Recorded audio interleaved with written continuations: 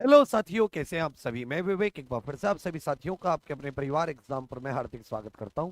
हम है एग्जाम पर कलम से क्रांति।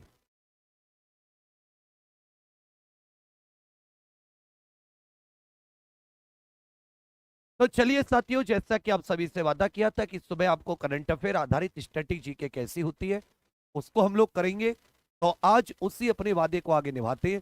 हम अब ये देखने वाली बात होगी कि आप अपना वादा क्लास लेने का निभाते हैं या नहीं निभाते हैं। तो शुरू करते हैं। और कहते हैं कि राहें जहां तक जाएंगी राहगीर वहां तक जाएगा। ये दरिया से क्यों पूछ रहे ये नीर कहां तक जाएगा। रे खींच धनु की डोर निशाना साधो अपनी मंजिल का। बाकी बाद में देखेंगे ये तीर कहां तक जाएगा। रह सुल्तान कर दे चढ़ाई। गुड मॉर्निंग, सुप्रभात, जय हिंद। शुरू करते हैं। पहला क्वेश्चन है, वाटरशेड महोत्सव का उद्घाटन शिवराज सिंह चौहान ने किस राज्य में किया है। अब सभी जानते हैं शिवराज चौहान कृषि एवं ग्रामीण विकास मंत्री है।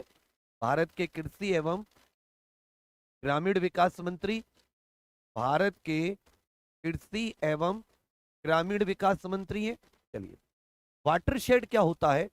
वाटरशेड होता है प्राकृतिक स्थान जिससे सती नदी आदि का पानी जो होता है, नदी आदि का पानी, जो ये बारिश आदि का पानी होता है, वो नदी समुद्र में किस प्रकार से जाता है।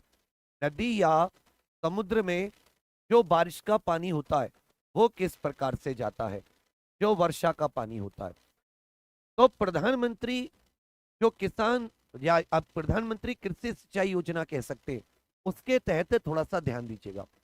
अभी साथी राष्ट्रीय राष्ट्रीय वाटरशेड आप ये कह सकते हो।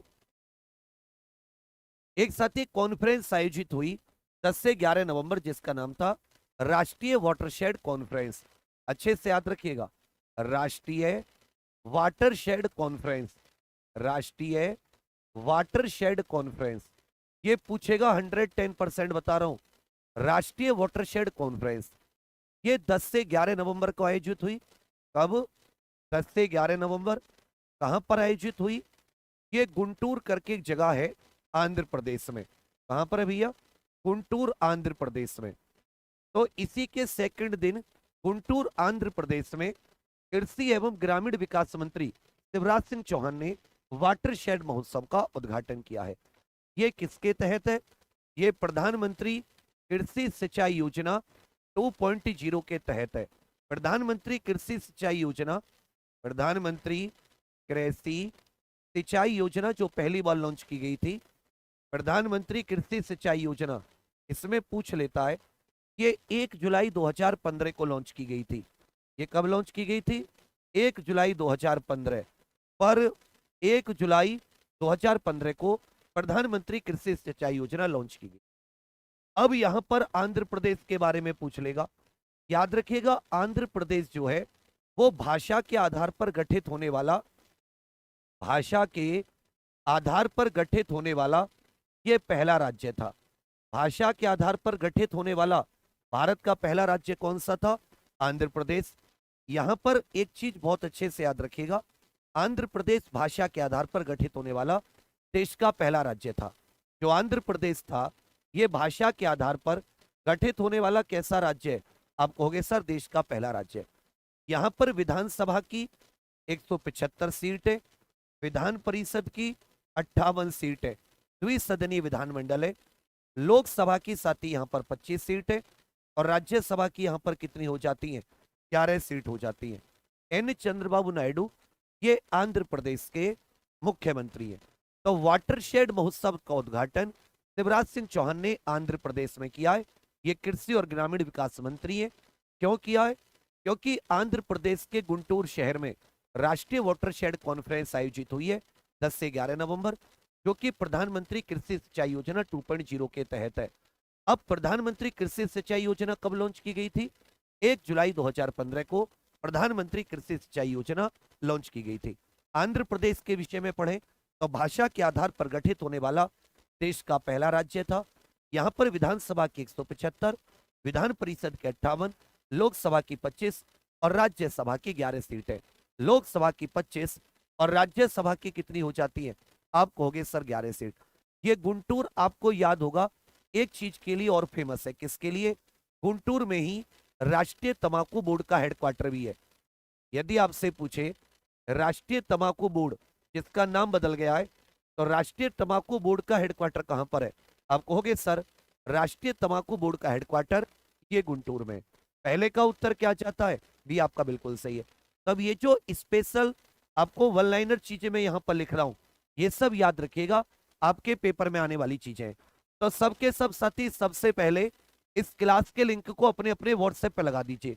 अगर तुमने ये कहा कि भैया कोई क्लास आप लेकर आइए, तो उस क्लास को सपोर्ट करना भी आपका दायित्व बनता है, जिससे मोटिवेशन बना रहे। ये चीज क्लियर हुई? और साथ साथ बोलते चलो कमेंट्स में हूं हां करते हुए। और जितनी चीजें मैं यहां पर लिख रहा हूं, कम से कम एक एक दो दो बार, जब तक अपने दिमाग में उसको रिवाइज नहीं करोगे, अपने दिमाग में दोहराओगे नहीं, वो आएगी नहीं। कि भाई ये कृषि ग्रामीण विकास मंत्री है। आंध्र प्रदेश जो है वो भाषा के आधार पर गठित होने वाला पहला राज्य है। अमरावती राजधानी, कृष्णा नदी के किनारे, पहले का उत्तर भी। प्रधानमंत्री नरेंद्र मोदी जी ने भूटान की 2 दिवसीय राजकीय यात्रा ये किस तारीख को संपन्न की है? 2 दिवसीय कह सकते हो राजकीय यात्रा ये किस तारीख को संपन्न की है?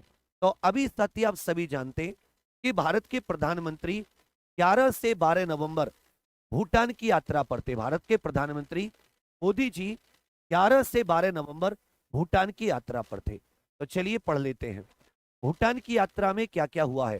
जो मोदी जी की भूटान यात्रा है, इसमें पूछेगा मोदी जी की भूटान यात्रा में क्या क्या हुआ है। भूटान यात्रा में तो पहली चीज, तो भारत और भूटान के बीच में 3 एमओयू साइन हुए हैं। भारत और भूटान के बीच में 3 एमओयू साइन हुए। क्या हुए? 3 एमओयू। दूसरी बात, प्रति 1020 मेगावाट 1020 मेगावाट उनात संगछू करके एक नदी है, वहां पर नदियों के लास्ट में संगछू लगा देते हैं। इसके सेकंड प्रोजेक्ट का उद्घाटन किया गया है। ये कौन सी नदी है जिसका नाम पुनात संगछू कहां पर है? भूटान में। जबकि भारत में इसे संकोश नदी कहा जाता है। भारत में इसे क्या कहा जाता है? संकोश नदी। ये ब्रह्मपुत्र की सहायक नदी है। इसकी ब्रह्मपुत्र की असम में याद रखिएगा ब्रह्मपुत्र से जाके मिल जाती है। ये भारत में जब आ जाती है संकोश कहते, और इसको भूटान में किस नाम से जाना जाता है? पुनात संगछू 2 प्रोजेक्ट के नाम से जाना जाता है। तीसरा, इसका जो पहला वाला प्रोजेक्ट था पुनात संगछू, जिसे वन भी कहा जाता है, ये 1200 मेगावाट का प्रोजेक्ट था। इसका भी एक प्रकार से इसके भी एक प्रकार से आप कह सकते हो रिपेयर आदि, इसके संबंध में भी चर्चा माननीय मोदी जी के भूटान यात्रा पर हुई है। अब भारत की और भूटान की बात करें तो भूटान हमारा पड़ोसी देश है। भारत और भूटान की कितने किलोमीटर की सीमा लगती है? आप कहोगे सर भारत भूटान 699 किलोमीटर की सीमा लगती है। भारत भूटान 699 किलोमीटर। वेस्ट बंगाल, सिक्किम, वेस्ट बंगाल, सिक्किम, अरुणाचल प्रदेश और असम। वेस्ट बंगाल, सिक्किम, अरुणाचल प्रदेश और असम, ये 4 राज्य हैं भारत के जो भूटान के साथ सीमा बनाते हैं। इनको लिखते चलिएगा, बहुत इंपॉर्टेंट है। तो भारत भूटान कितने किलोमीटर की सीमा है? 699। वेस्ट बंगाल, पश्चिम बंगाल, सिक्किम, अरुणाचल प्रदेश और असम, ये भूटान के साथ सीमा बनाते हैं। इसी में याद रखिएगा जो हमारी सशस्त्र सीमा बल है, एसएसबी जिसको कहते हैं, वो भारत भूटान सीमा की रक्षा करती है। भारत भूटान सीमा की रक्षा। भूटान की आप बात करोगे तो भूटान जिसको land of thunder dragon, land of thunder bolt भी बोला जाता है, इसकी राजधानी हो जाती है थिम्पू। इसकी राजधानी क्या है? थिम्पू। जबकि इसकी मुद्रा हो जाती है नगुल ट्रम। इसकी मुद्रा क्या है? नगुल ट्रम साथी इसकी मुद्रा हो जाती है। घो और कीरा ये यहाँ की राष्ट्रीय पोशाक है। जबकि तीरंदाजी जिसे हम कहते हैं, तीरंदाजी यहाँ का राष्ट्रीय खेल है। तीरंदाजी क्या है? ये भूटान का राष्ट्रीय खेल है। कि यहां पर याद रखिएगा ये क्या क्या है आपका? भूटान की राजधानी थिम्पू, मुद्रा हो जाती है नगुल ट्रम, घो और कीरा क्या हो जाती है? इनकी राष्ट्रीय पोशाक हो जाती है। घो पुरुषों की, कीरा महिलाओं की। तीरंदाजी क्या हो जाता है? भूटान का राष्ट्रीय खेल। लैंड ऑफ थंडर ड्रैगन या लैंड ऑफ थंडर बोल्ट भी बोला जाता है। लैंड ऑफ थंडर ड्रैगन या लैंड ऑफ थंडर बोल्ट भी बोला जाता है। लैंड ऑफ थंडर बोल्ट भी इसको बोला जाता है। जोंखा यहाँ की राष्ट्रीय भाषा हो जाती है। जोंखा क्या हो जाती है?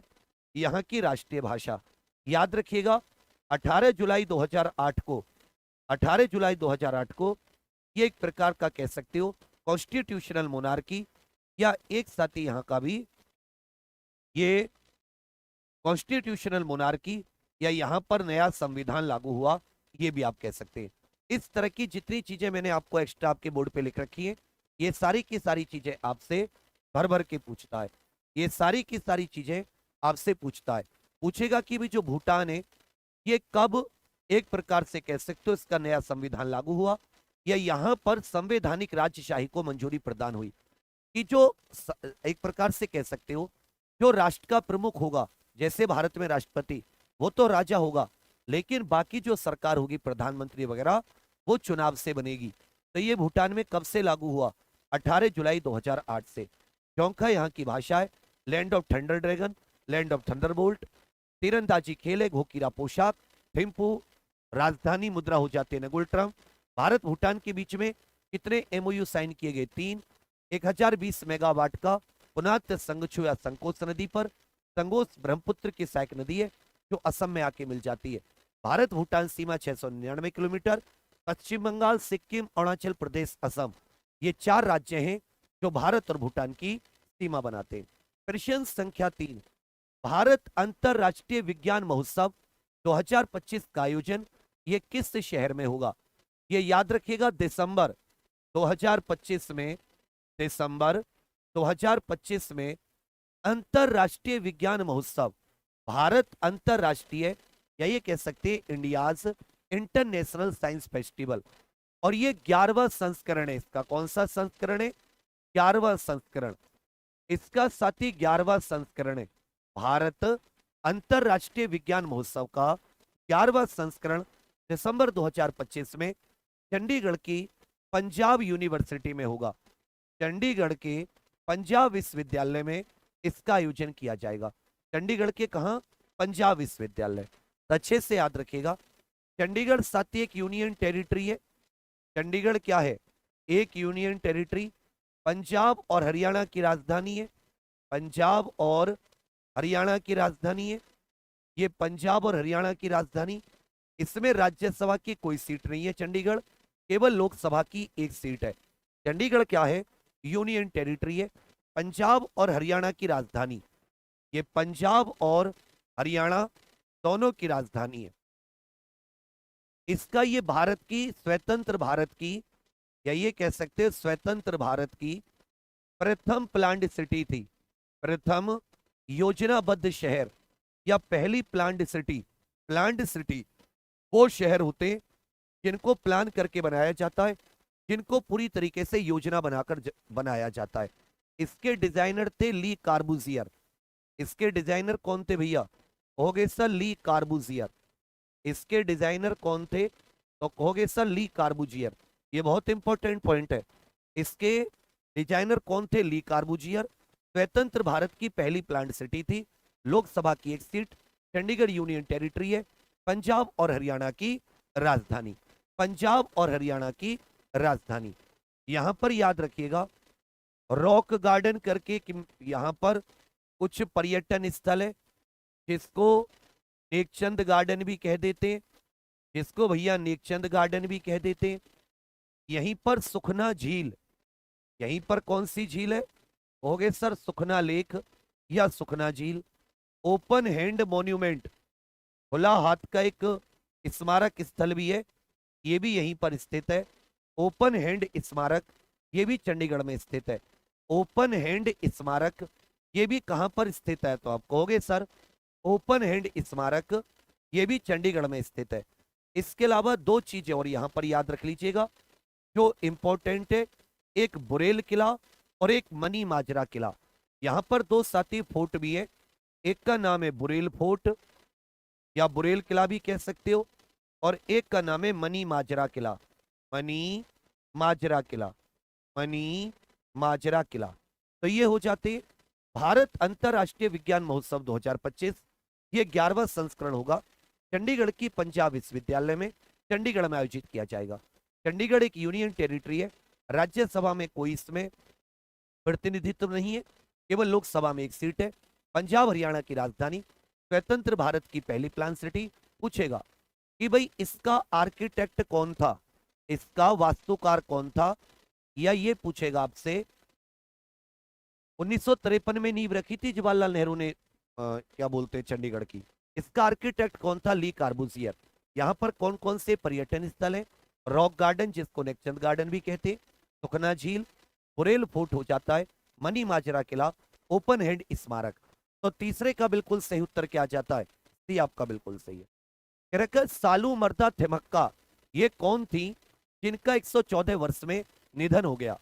ये कर्नाटक की एक पर्यावरण थी, कर्नाटक की पर्यावरणविद थी। पर्यावरणविद मतलब जो भैया पर्यावरण के प्रति आप ये कह सकते हैं खास रुझान रखते हैं। और किस राज्य से संबंध रखती थी, ये कर्नाटक राज्य से। कहां से भैया, कर्नाटक राज्य से। सालू मर्दा थिमक्का 114 वर्ष की आयु में, ये जो आपका ये एक तो पीपल हो गया, बरगद के वृक्ष लगाने के लिए बहुत प्रसिद्ध थी, बरगद के वृक्ष रोपने के लिए प्रसिद्ध थी, बरगद के वृक्ष रोपने के लिए प्रसिद्ध। अच्छे से याद रखेगा भैया, ये बरगद के वृक्ष रोपने के लिए प्रसिद्ध थी। 114 वर्ष की आयु में इनका निधन हुआ है। 2019 में इन्हें पद्मश्री पुरस्कार भी मिला है। तो पूछेगा आपसे इन्हें पद्मश्री किस वर्ष मिला था, 2019 में। ये भी पूछेगा कि ये किस राज्य से संबंधित थी, तो कहोगे सर कर्नाटक से।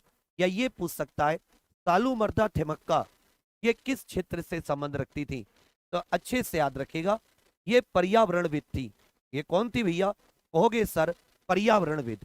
कर्नाटक की बात करें, क्योंकि कर्नाटक साथी द्विसदनीय विधानमंडल है, तो यहां पर याद रखना विधानसभा की 224 सीट, विधानसभा की कितनी हो जाती है, 224 सीट, जबकि विधान परिषद की 75 सीट, बिहार के बराबर। यहां पर लोकसभा की 28 सीट है, राज्यसभा की कितनी सीट है, 12। कर्नाटक में राज्यसभा की कितनी सीट है, तो कहोगे सर 12। सालू मर्दा थिमक्का 114 वर्ष की आयु में निधन हुआ है। ये एक पर्यावरण कार्यकर्ता थी। 2019 में इनको पद्मश्री भी मिला। कर्नाटक से संबंध है इनका, कर्नाटक में बरगद के वृक्ष रोपने के लिए ये प्रसिद्ध थी। तो चौथे का उत्तर क्या जाता है, बी आपका बिल्कुल सही है। कहकर शाश्वत खेती समृद्ध शेतकारी नारा किस राज्य ने अपनाया है। इस राज्य का जो कृषि विभाग है, कृषि विभाग ने अपना एक नया चिन्ह जारी किया है। कृषि विभाग का जो नया लोगो या कृषि विभाग का जो नया एक प्रकार से लोगो है जारी हुआ है, उसमें कहा गया है शाश्वत खेती समृद्ध शेतकारी, मतलब सस्टेनेबल एग्रीकल्चर और प्रोस्पेरस फार्मर। शेतकारी का मतलब है किसान। तो पांचवें में जो महाराष्ट्र का कृषि विभाग है, महाराष्ट्र का कृषि विभाग, उसने अपना एक नया नारा अपनाया है। जो महाराष्ट्र राज्य का कृषि विभाग है उसने अपना एक नया नारा अपनाया है। महाराष्ट्र राज्य के कृषि विभाग ने कौन सा नारा अपनाया है, अब कहोगे सर महाराष्ट्र राज्य के कृषि विभाग ने ये अपना एक नया नारा अपनाया है जिसका नाम है शाश्वत खेती समृद्ध शेतकारी। अब सभी जानते 1 मई 1960 को, 1 मई 1960 महाराष्ट्र और गुजरात का गठन हुआ। महाराष्ट्र और गुजरात अलग राज्य बने, महाराष्ट्र और गुजरात। और महाराष्ट्र का स्थापना दिवस कब मनाया जाता है, 1 मई को मनाया जाता है। जनसंख्या में दूसरा स्थान है भाई, जनसंख्या में यूपी के बाद में दूसरा स्थान है महाराष्ट्र का। और सर्वाधिक नगरीय जनसंख्या, अगर कुल नगरीय जनसंख्या किसी राज्य में है, सर्वाधिक कुल नगरीय जनसंख्या, तो ये कहां पर है भैया, महाराष्ट्र में। सर्वाधिक बांध, सर्वाधिक बंदरगाह, सर्वाधिक बांध, सर्वाधिक बंदरगाह, ये सब कहां पर स्थित है, ये भी अच्छे से याद रखेगा, महाराष्ट्र में स्थित है। महाराष्ट्र में द्विसदनीय विधानमंडल है। यहां पर विधानसभा की 288 सीट, यहां पर विधान परिषद की 78 सीट, लोकसभा की 48, और राज्यसभा की 19 सीट। तो आपसे पूछेगा कि महाराष्ट्र में लोकसभा की कितनी सीटें हैं, महाराष्ट्र में लोकसभा की कितनी सीटें हैं? तो अच्छे से याद रखिएगा, महाराष्ट्र में लोकसभा की 48 सीटें, विधानसभा की 288 हो जाती हैं, विधान परिषद की 78, लोकसभा की 48 और राज्यसभा की महाराष्ट्र में कितनी सीटें? 19 सीटें हैं। जनसंख्या में सेकंड स्थान, सर्वाधिक कुल नगरीय जनसंख्या, सर्वाधिक बांध, सर्वाधिक बंदरगाह, 1 मई को स्थापना दिवस। एक बात बताइए, जो ये कृषि है, कृषि कौन सी सूची का विषय है? 7वीं अनुसूची में कृषि राज्य सूची का विषय है।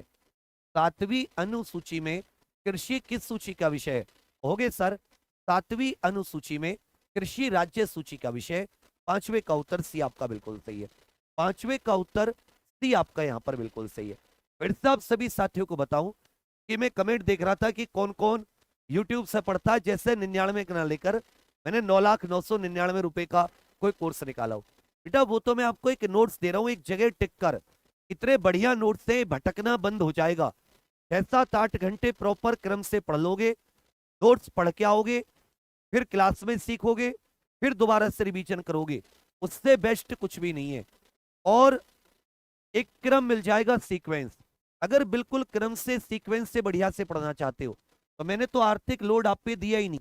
इसलिए सबके सब साथी एग्जाम प्रो ऑफिशियल एप्लीकेशन पर यूपी होमगार्ड की तैयारी के लिए अंतिम प्रयास बैच से जुड़ जाना, जिससे कि आप जब तक लोग जागें तब तक कम से कम 2-2 3-3 चैप्टर हर सब्जेक्ट के तैयार हो सके। इतनी वैकेंसी नहीं कि जितने फॉर्म भरेंगे सबके लिए हो जाएगा। लेकिन आपको एक बात ये जरूर देखनी है कि हाँ भाई, कि मैं कम से कम मतलब फाइट तो करूं। अब ऐसे तो आपने इतने दिन तक मतलब क्या किया, इंतजार ही तो किया देखकर।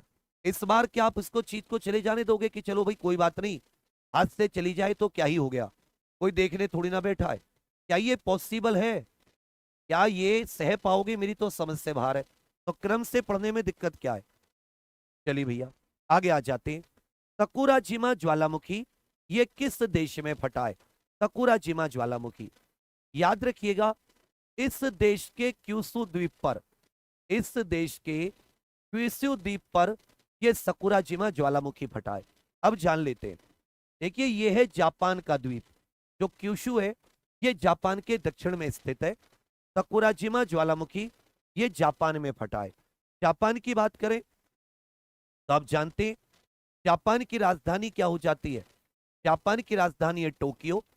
जापान की राजधानी है टोक्यो। जापान की मुद्रा क्या हो जाती है? येन, जापान की मुद्रा। और यहां पहली महिला प्रधानमंत्री बनी है जिनका नाम है सनाई ताकेची।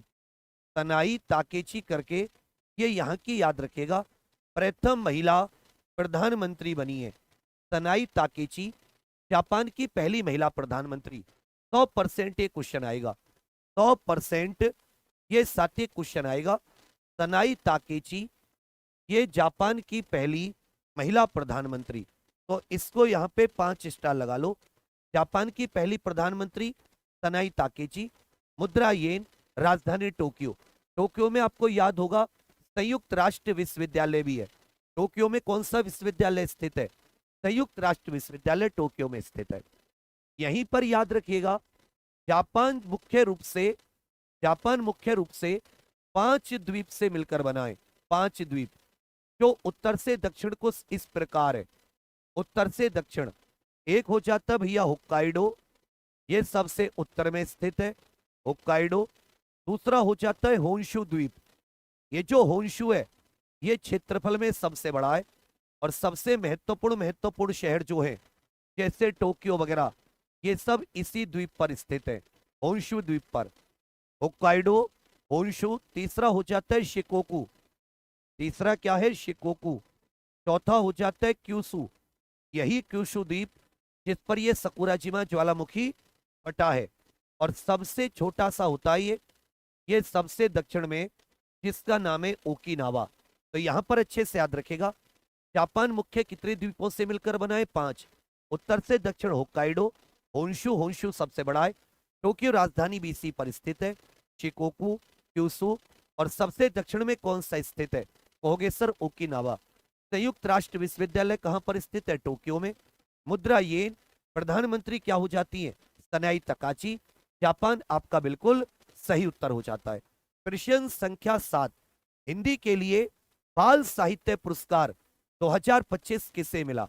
हिंदी के लिए बाल साहित्य पुरस्कार, देखिए इसे साथी साहित्य अकादमी इस पुरस्कार को देती है। कौन सी संस्था? साहित्य अकादमी द्वारा ये पुरस्कार दिया जाता है। 50,000 रुपए का पुरस्कार है। किसका भैया? 50,000।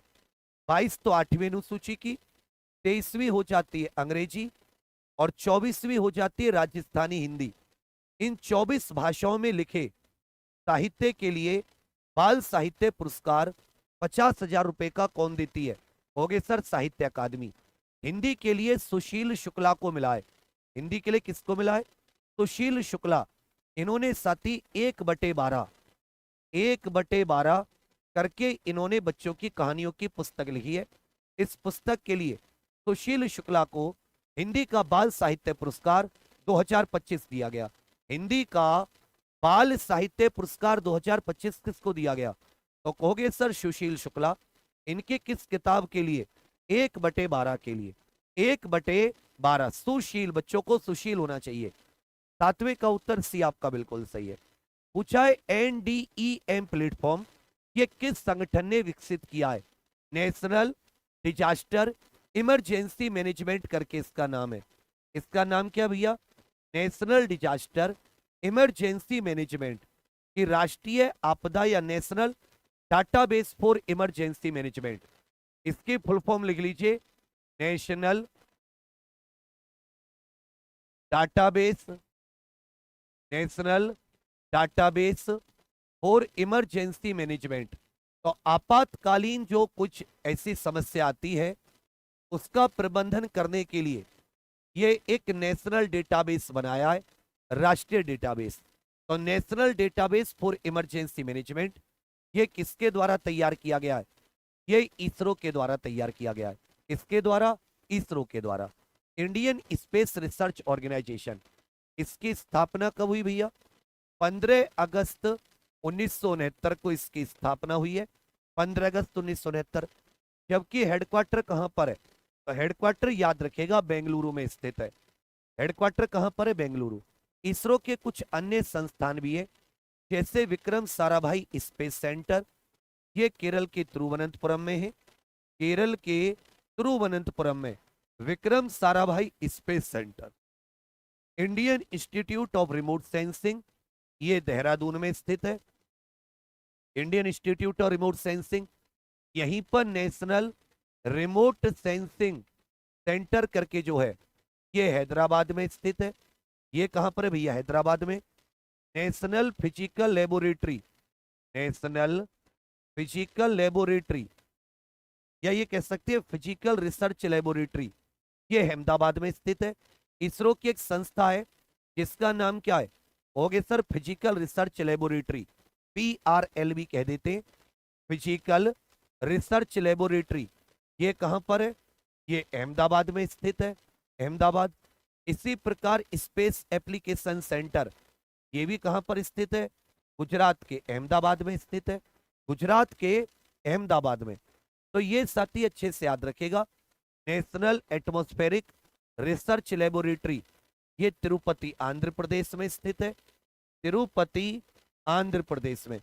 तो ये जो इसरो के कुछ संस्थाएं या इसरो के कुछ रिसर्च सेंटर हैं, ये पेपर में बहुत पूछता है। National database for emergency management ये किसने बनाया है? इसरो ने बनाया है। इसरो का गठन 15 अगस्त 1969 को, हेडक्वार्टर बेंगलुरु, यहीं पर इंडियन स्पेस डीप नेटवर्क है, यहीं पर UR राव सैटेलाइट सेंटर भी यहीं पर है, UR Rao satellite centre. Vikram Sarabhai space centre Thiruvananthapuram में, इंडियन इंस्टीट्यूट ऑफ इंडियन लग जाए तो देहरादून, और राष्ट्रीय रिमोट सेंसिंग केंद्र आ जाए तो Hyderabad. Physical research laboratory Ahmedabad, space application centre Ahmedabad, national atmospheric research laboratory ये तिरुपति आंध्र प्रदेश में। ये कहां पर है कहोगे सर? तिरुपति आंध्र प्रदेश में है। ये कहां पर है कहोगे सर? तिरुपति आंध्र प्रदेश में है। तिरुपति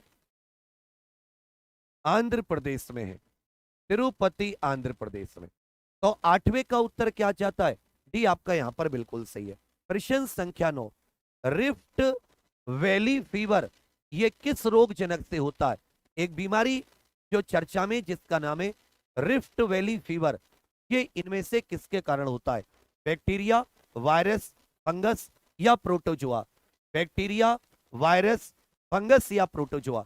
एक चीज बच्चा खटकती है कि जब तुम कहते हो कि भैया जान लगा दो हमारे पीछे, ये सारा इतना इंपॉर्टेंट कंटेंट है, जब तुम पेपर में बैठोगे तो तुम कितना ग्रेटिट्यूड करोगे, तुम कितना धन्यवाद दोगे ना तुम्हारी आत्मा, तुम सोच नहीं सकते। क्योंकि बच्चा हमें एक्सपीरियंस है ना, हम 10-12 साल हो गए पढ़ाते पढ़ाते, एग्जाम निकाले, हमें पता है कि क्या पेपर में आता है।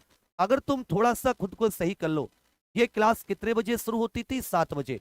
तुम्हें 7 बजे आने में कौन सी आपत्ति बताओ? 7 बजे आने में कोई आपत्ति क्या? और अगर इस क्लास को एक बार तुम लोग शेयर कर दोगे अपने व्हाट्सएप पे, तो कौन सी आफत आ जाएगी कि भाई होम गार्ड के लिए स्पेशल करंट अफेयर चल रही है। कोई कंपटीशन नहीं बढ़ता। ये तो वही है कि कोई साथ देना दे तू चलना सीख ले, हर आग से हो जा वाकिफ तू जलना सीख ले। ये वायरस के कारण होता है। किसके कारण? वायरस के कारण होता है। जैसे टीबी, टीबी की बीमारी हो गई, टाइफाइड की बीमारी हो गई, हैजा की बीमारी हो गई, ये सब बैक्टीरिया के कारण। प्रोटोजोआ के कारण मलेरिया होता है। प्रोटोजोआ के कारण मलेरिया। 9वें का उत्तर भी आपका बिल्कुल सही है। सीओपी 30 के लिए स्टेट ऑफ क्लाइमेट अपडेट ये किसने जारी की है? एक अंतरराष्ट्रीय संधि है। जलवायु परिवर्तन को रोकने के लिए, जलवायु परिवर्तन को रोकने के लिए, जो जलवायु परिवर्तन हो रहा है, ग्लोबल वार्मिंग हो रही है, इनको रोकने के लिए, ग्लोबल वार्मिंग आदि जो धरती का वैश्विक तापमान बढ़ रहा है, इसको रोकने के लिए, जलवायु परिवर्तन को रोकने के लिए एक अंतरराष्ट्रीय समझौता हुआ जिसका नाम था UNFCCC। इस पर साइन किए गए 1992 से 1993 में, और ये लागू कब से हुआ? 21 मार्च 1994 से। ये समझौता लागू कब से हुआ? 21 मार्च 1994 से। 21 मार्च 1994 से UNFCCC ये एक अंतरराष्ट्रीय समझौता है। एक बार सबके सब शेयर कर दो बच्चा, थोड़ा सा हौसला आता है। इस कंटेंट को तैयार करने में, इस एक्सप्लेनेशन में समय लगता है बाबू। एक अंतरराष्ट्रीय समझौता, क्योंकि 21 मार्च 1994 को यह समझौता लागू हो गया, तो इसके अगले वर्ष ही 1995 जितनी भी पार्टियों ने इस पर साइन किया था, इनकी एक मीटिंग हुई जिसको पार्टियों की मीटिंग या कॉन्फ्रेंस ऑफ पार्टी कही जाती है। यह जर्मनी की राजधानी बर्लिन में हुई। ये कहां पर हुई? कहोगे सर जर्मनी की राजधानी बर्लिन में, COP 01। जबकि COP 29 जो हुई थी, ये पिछले साल 2024 में बाकू के अजरबैजान में हुई। जो अजरबैजान देश है उसकी राजधानी बाकू में हुई।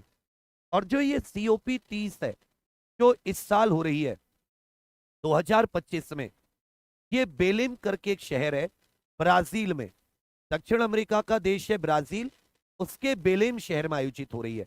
बेलेम शहर में। तो यहां पर स्टेट ऑफ क्लाइमेट अपडेट करके जो वर्ल्ड विश्व मौसम विज्ञान संगठन है, विश्व मौसम विज्ञान संगठन, इसने अपनी रिपोर्ट जारी की है। विश्व मौसम विज्ञान संगठन जो कि 23 मार्च 1950 को बना। इसका हेडक्वार्टर कहां पर है? जिनेवा स्विट्जरलैंड में। इसका हेडक्वार्टर कहां पर है? Geneva Switzerland. और इसीलिए 23 मार्च को क्या मनाया जाता है? विश्व मौसम विज्ञान दिवस मनाया जाता है। विश्व मौसम विज्ञान दिवस। तो अगर कोई आपसे पूछे विश्व मौसम विज्ञान दिवस कब मनाया जाता है, तब क्या बताओगे? बताओ, विश्व मौसम विज्ञान दिवस कब मनाया जाता है? विश्व मौसम विज्ञान दिवस ये कब मनाया जाता है? तब क्या उत्तर दोगे? कहोगे सर 23 मार्च विश्व मौसम विज्ञान दिवस मनाया जाता है। भारतीय माउस डियर महाराष्ट्र के किस अभयारण्य में देखा गया है? भारतीय माउस डियर महाराष्ट्र के किस अभयारण्य में? याद रखिएगा, महाराष्ट्र का यदि आपसे राजकीय पशु पूछ ले कि महाराष्ट्र का राजकीय पशु क्या है, स्टेट एनिमल, तो जाइंट फ्लाइंग स्क्वायरल, विशाल उड़ती गिलहरी, विशाल उड़न गिलहरी जो होती है, विशाल उड़न गिलहरी, तो ये यहाँ का राजकीय पशु है। जाइंट फ्लाइंग स्क्वायरल जिसको कह देते हैं, जाइंट फ्लाइंग स्क्वायरल जिसको कह देते हैं। अब सभी जानते हैं 48 लोकसभा, 19 हो जाती है राज्यसभा की सीट, यहां पर 288 ये विधानसभा और 78 क्या हो जाते हैं विधान परिषद। तो तुंगारेश्वर अभयारण्य, ये महाराष्ट्र का तुंगारेश्वर अभयारण्य, जहां पर भारतीय माउस डियर देखा गया है। Global antibiotic resistance surveillance report किसने जारी की है कि भाई कौन कौन से बैक्टीरिया पर अब एंटीबायोटिक का कोई असर नहीं है, इसको लेकर global antibiotic resistance surveillance report ये WHO ने जारी की है, जिसका गठन 7 अप्रैल 1948 को हुआ और इसका हेडक्वार्टर कहां पर है, जिनेवा स्विट्जरलैंड में इसका हेडक्वार्टर है। 7 अप्रैल को विश्व स्वास्थ्य दिवस मनाया जाता है। 7 अप्रैल को इसलिए क्या मनाया जाता है, विश्व स्वास्थ्य दिवस। गिरफ्तारी का कारण लिखित देना किस अनुच्छेद के तहत सुप्रीम कोर्ट ने अनिवार्य बताया है। सुप्रीम कोर्ट ने अपने एक डिसीजन में कहा है कि किसी भी व्यक्ति को गिरफ्तारी करते समय उसको कारण बताना यह साथी अनिवार्य है, अनुच्छेद 22 में, क्योंकि इसमें तो आरोपी को संरक्षण है, इसमें क्या है किसी आरोपी अथवा अपराध के अभियुक्त को संरक्षण, इसमें जीवन और व्यक्तिगत स्वतंत्रता का अधिकार। 22 में आ जाते हैं शोषण के विरुद्ध अधिकार। तो अच्छे से याद रखिएगा, जो अनुच्छेद 22 है वो गिरफ्तारी के लिए संरक्षण है। 13 का उत्तर सी। दुनिया का पहला कैशलेस सोसाइटी देश कौन बना जहां डिजिटल पेमेंट ज्यादा होते हैं, कैशलेस। इसकी राजधानी है, अच्छे से याद रखिएगा, कोपेन, इसकी राजधानी है स्टॉकहोम। इसकी राजधानी क्या है भैया, स्टॉकहोम इसकी राजधानी है। जबकि मुद्रा क्या हो जाती है, स्वीडिश क्रोना, ये साथ ही इसकी मुद्रा है। और यहाँ की संसद का एक विशेष नाम है रिक्सडैग। यहाँ की संसद का नाम क्या है, कहोगे सर रिक्सडैग। तो स्वीडन, स्वीडन दुनिया का पहला कैशलेस देश बना है। स्वीडन की राजधानी स्टॉकहोम, स्वीडिश क्रोना मुद्रा हो जाती है। जबकि रिक्सडैग क्या है, कहोगे सर रिक्सडैग, ये स्वीडन के पार्लियामेंट का नाम है। उद्भव उत्सव कहां आयोजित किया गया, उद्भव उत्सव ये अंतरराष्ट्रीय डांस फेस्टिवल है। ये क्या है भैया, अंतरराष्ट्रीय dance festival, international dance festival, ये ग्वालियर में। तो ग्वालियर में याद रखिएगा सिद्धाचल गोपाचल गुफाएं हैं, सिद्धाचल गुफाएं। अगर आपसे पूछेगा सिद्धाचल केव्स कहां पर है, तेली का मंदिर, तेली का मंदिर, सास बहू मंदिर, तेली का मंदिर भी ग्वालियर में। सास बहू मंदिर भी कहां पर है, होगे सर, सास बहू मंदिर भी कहां पर है, ग्वालियर में। यहीं पर captain Roop Singh cricket stadium है, कैप्टन रूप सिंह के नाम पर क्रिकेट स्टेडियम भी कहां पर है, होगे सर, क्रिकेट स्टेडियम भी ग्वालियर में स्थित है, मध्य प्रदेश में। यहीं पर रानी लक्ष्मीबाई जी के नाम पर रानी लक्ष्मीबाई फिजिकल एजुकेशन यूनिवर्सिटी है, physical education, physical education institute है, फिजिकल एजुकेशन संस्थान, ये भी कहां पर स्थित है, कहोगे सर ग्वालियर। ये भी कहां पर स्थित है, ग्वालियर। तो उद्भव उत्सव अच्छे से याद रखिएगा, इसका आयोजन कहां पर किया गया, कहोगे सर ग्वालियर में। आयरलैंड की 10वीं राष्ट्रपति, ये साथी रिपब्लिक ऑफ आयरलैंड देश की बात कर रहे हैं, इसकी राजधानी हो जाती है डबलिन। इसकी राजधानी क्या है, कहोगे sir Dublin. Republic of Ireland, इसकी राजधानी हो जाती है डबलिन। जबकि मुद्रा क्या है, यूरो। ये वही आयरलैंड है जिससे हमने राज्य के नीति निर्देशक तत्व लिए, इसी से इंडियन होम रूल आंदोलन जो था भारत का, ये इसी से प्रेरित था। होम रूल आंदोलन जो भारत का था वो इसी से प्रेरित था। और इसी से याद रखेगा राज्यसभा में 12 व्यक्तियों का मनोनयन, क्या 12 व्यक्तियों का मनोनयन राष्ट्रपति के द्वारा, 12 व्यक्तियों का। और राष्ट्रपति चुनाव की प्रक्रिया, राष्ट्रपति चुनाव की प्रक्रिया, तो राष्ट्रपति चुनाव की प्रक्रिया भी हमने कहां से ली है, आयरलैंड के संविधान से। राज्य के नीति निर्देशक तत्व, राष्ट्रपति चुनाव की प्रक्रिया, होम रूल, राज्यसभा में 12 व्यक्तियों का राष्ट्रपति द्वारा मनोनयन।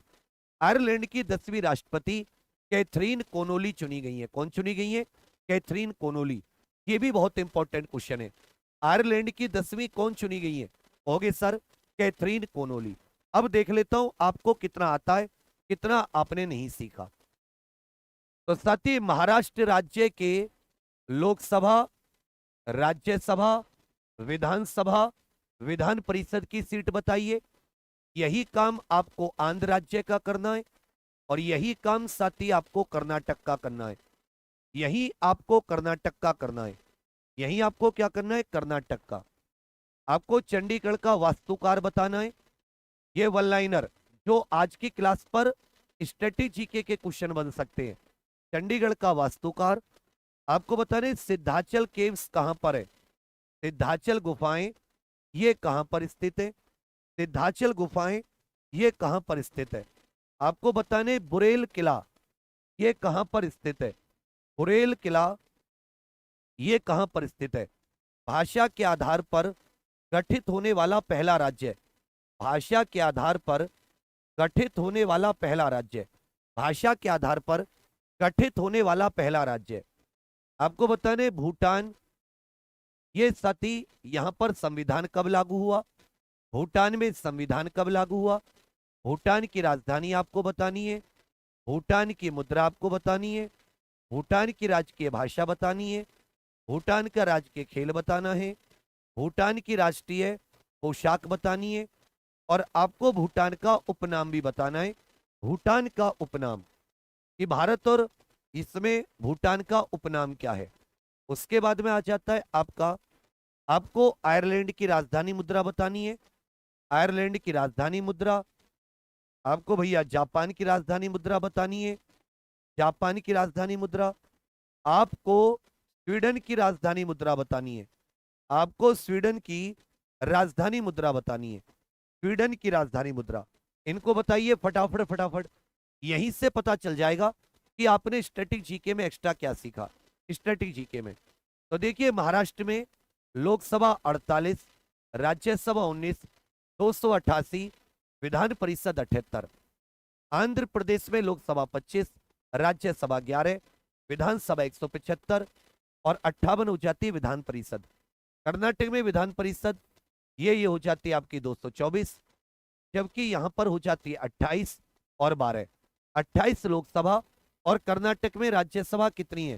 तो कहोगे सर कर्नाटक में कितनी राज्यसभा सीट है? आप कहोगे सर कर्नाटक में 12 राज्यसभा, 28 लोकसभा। चंडीगढ़ में लोकसभा की 1 सीट है। ली कार्बूजियर चंडीगढ़ का वास्तुकार था। ली कार्बूजियर। यहीं पर सिद्धाचल गुफाएं ये कहां पर है? कहोगे सर ग्वालियर में स्थित है। कहां पर है? ग्वालियर। बुरेल किला ये भी चंडीगढ़ में स्थित है। सुखना झील, ओपन रॉक म्यूजियम जिसको कह देते हैं। भाषा के आधार पर गठित होने वाला पहला राज्य कौन बना? आंध्र प्रदेश बना। भूटान का संविधान 18 जुलाई 2008 से लागू है। राजधानी हो जाती है थिम्पू। मुद्रा हो जाती है नगुल्ट्रम। मुद्रा कितनी है? नगुल्ट्रम। भाषा हो जाती है जोंगखा भाषा। खेल हो जाता है तीरंदाजी जिसको आर्चरी कह देते हैं। पुरुषों की हो जाती है घो। महिलाओं की पोशाक है कीरा। उपनाम होता है land of thunder dragon, land of thunder bolt. Land of thunder dragon, land of thunder bolt. Bharat Bhutan Seema 699 kilometre. उन 4 राज्यों का नाम बताइए जो भारत भूटान से सीमा बनाते हैं। आयरलैंड की राजधानी हो जाती है डबलिन। मुद्रा हो जाती है भैया यूरो। जापान की हो जाती है टोक्यो। जापान की राजधानी टोक्यो, जबकि मुद्रा क्या हो जाती है? येन। स्वीडन की हो जाती है स्टॉकहोम और मुद्रा क्या हो जाती है? क्रोना। रिक्सडेग यहाँ का पार्लियामेंट है। रिक्सडेग क्या? पार्लियामेंट। पश्चिम बंगाल, असम, अरुणाचल प्रदेश, सिक्किम।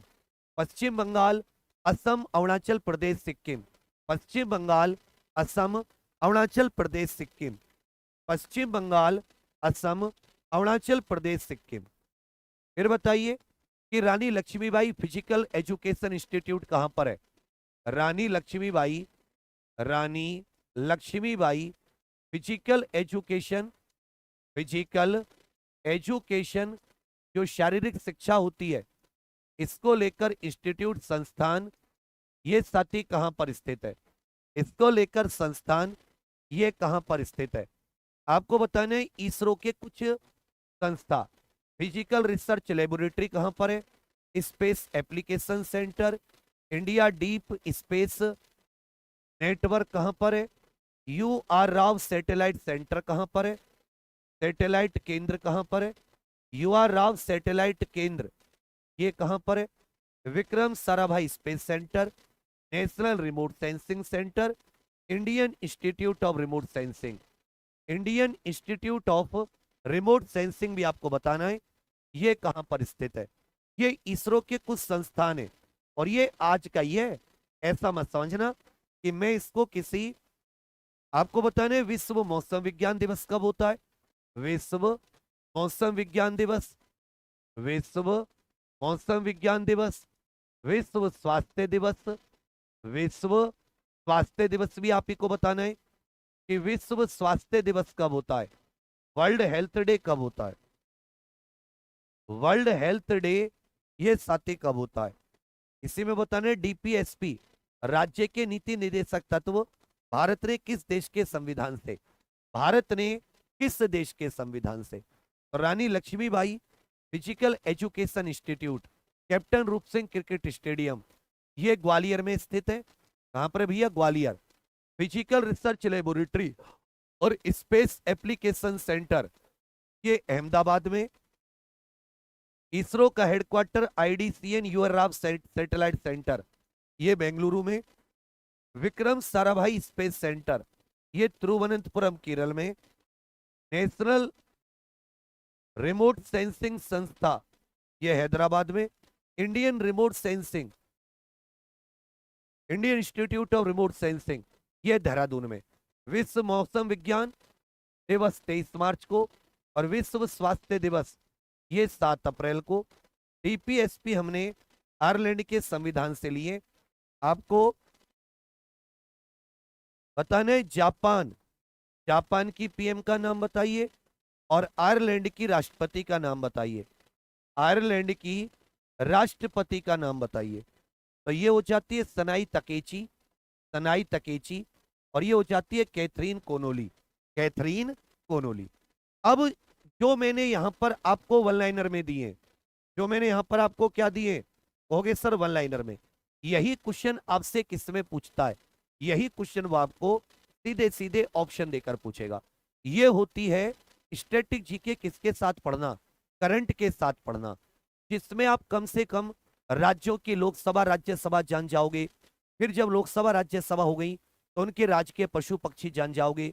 वहां पर कहीं पर कोई किला है, कोई और महत्वपूर्ण जानकारी है, वो जान जाओगे। लेकिन इसके लिए आपको रेगुलर रहना होगा, वादा करके हाँ भैया मैं रेगुलर रहूंगा।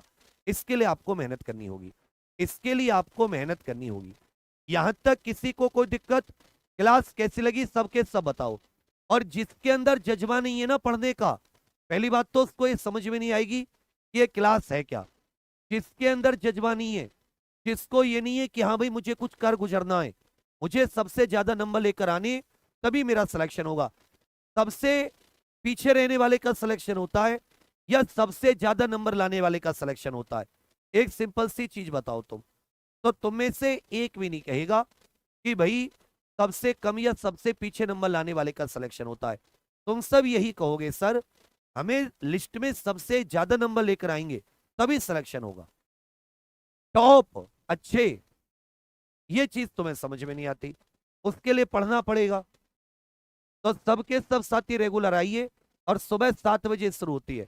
और सबसे इंपॉर्टेंट कि आप सभी एप्लीकेशन पर होमगार्ड के अंतिम प्रयास बैच से जरूर जुड़ जाओ। इसमें जो नोट्स आदि अपलोड करा दिए, जो स्टडी मटेरियल अपलोड करा दिया है, उसको अगले 10-12 दिन में एक एक 2-2 3-3 चैप्टर कम से कम खत्म कर लीजिए, बाकियों से आगे निकल जाओगे। अब साथ ही 8 बजे विज्ञान की क्लास है, फिर हिस्ट्री, पॉलिटी, ज्योग्राफी, उसके बाद में स्ट्रेटेजी के, ये थ्योरी की क्लासेस है सुबह।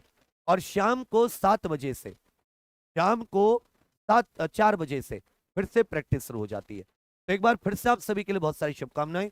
अभी तुरंत एग्जाम प्रो ऑफिशियल एप्लीकेशन पर जाकर आप सब एक बार, ये बहुत इंपॉर्टेंट और बहुत काम आएगा बच्चा आपके। मेरा मतलब पूरा जो मैं पढ़ाना चाहता हूं वो एक पूरा आइडिया मिल जाएगा, बहुत अच्छे रिजल्ट दे देंगे हम लोग, ठीक है। थैंक यू, जय हिंद। और सुनिए आप सबके सब एक इंपॉर्टेंट, ये जो 22 तारीख आ रही है, इस 22 तारीख को साथी किताब लॉन्च है।